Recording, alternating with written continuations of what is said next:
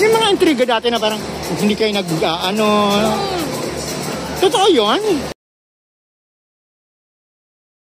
Congratulations! Pagpasok ng dami mong project. I know. Thank you. Salamat. Nagpapasalamat ako kay Lord kasi ang dami, kaliwat kanan ng blessings. Pero syempre, utang ko rin yan sa GMA, di ba? Kumbaga, dahil sobra nila akong sinusuportahan din sa mga gusto ko at pinagkakatiwalaan nila ako.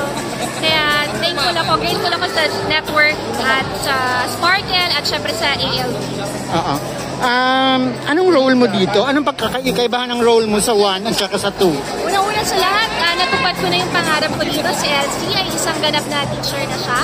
So, based naman dun sa trailer, ang daming magaganap. Magiging komplikado ang buhay ni Elsie. Pinatay ka na ata dun. Pinatay ako. Dapat yung abangan yan.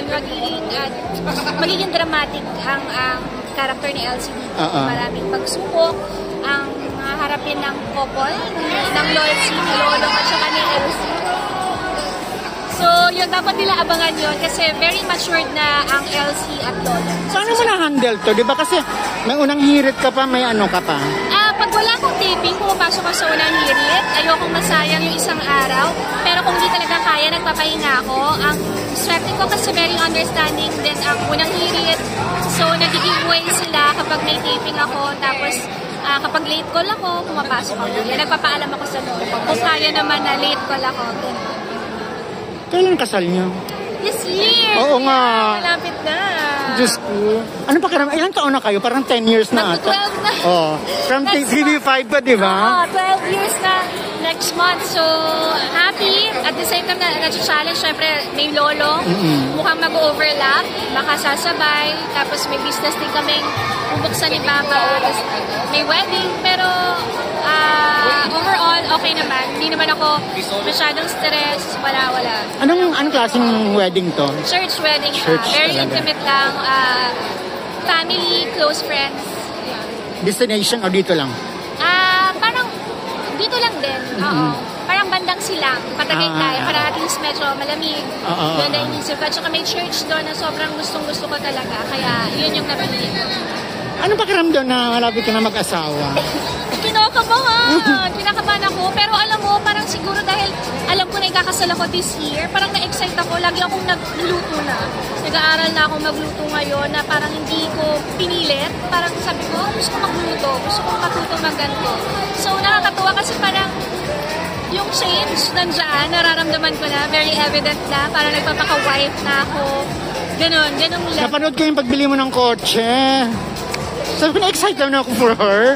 Ang layo na nang narating niya. At ano yun, fully paid ko yun. So sabi ko naman, kung mag-upgrade ako ng kotse, sabi ko, kailangan yung hindi loan. Pero kung hindi ko pa kaya, hindi ko siya bibilin. Nag-iisa ko muna hanggang sa kayanin ko na mag-fully paid. Kasi ayoko nang may iniisip. So paano hatian ng ano ngayon sa paghahanda ng wedding? Mga chores. Anong inaasikaso mo? Anong inaasikaso ni EA? Si EA kasi hinahayaan niya lang ako. Kung ano yung mga gusto ko, since diba, day naman talaga yun para sa bride, diba? It's the bride's day. So, hinahayaan niya lang ako anong gusto ko. Open siya. Kung meron siyang ideas, sabihin niya lang sa akin. Pero mostly, ako din kasi busy din si Edgar sa TV. So, sa loob ng 12 years, may pinagdaanan ba kayong away dati? Or hanggang ngayon, or okay na? Nakama niyo na yung isa't isa, parang ano mo na, gamay mo na? Oo, nandun na rin yung familiarization. 12 years, ibiro yun eh. Pero hindi ko masasabing perfect yung relationship namin. May mga ups and downs din kami. May on the rocks din kami na parang ganyan. Pero dahil siya yung gusto ko mapangasawa, I choose him. Nag-adjust ako, nagko-compromise kami. Hindi naman parang love is a choice eh. For me parang ayoko na ulit maghanap ng iba, ayoko nang getting to know yung ganong stage.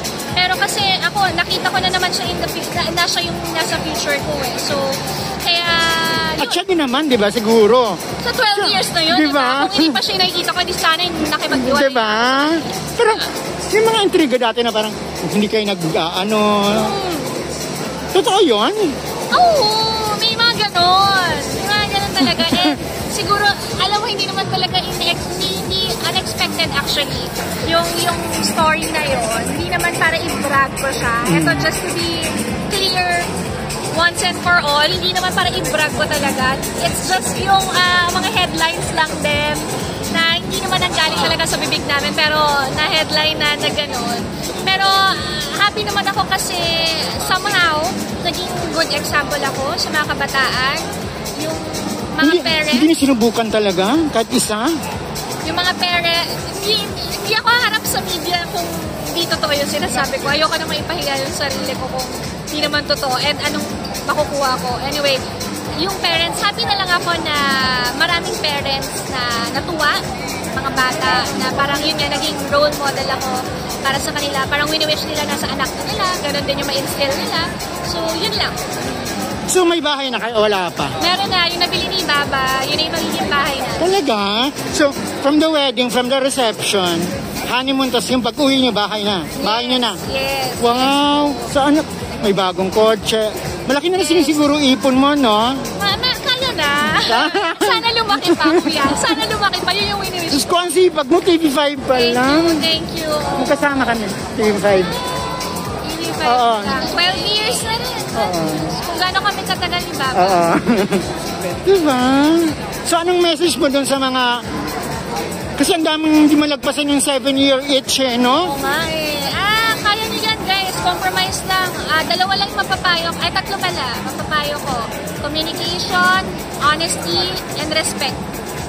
For me, yan yung 3 keys namin ni Baba kung bakit ito 12 years na pero walang naging problema at ngayon ikakasal na.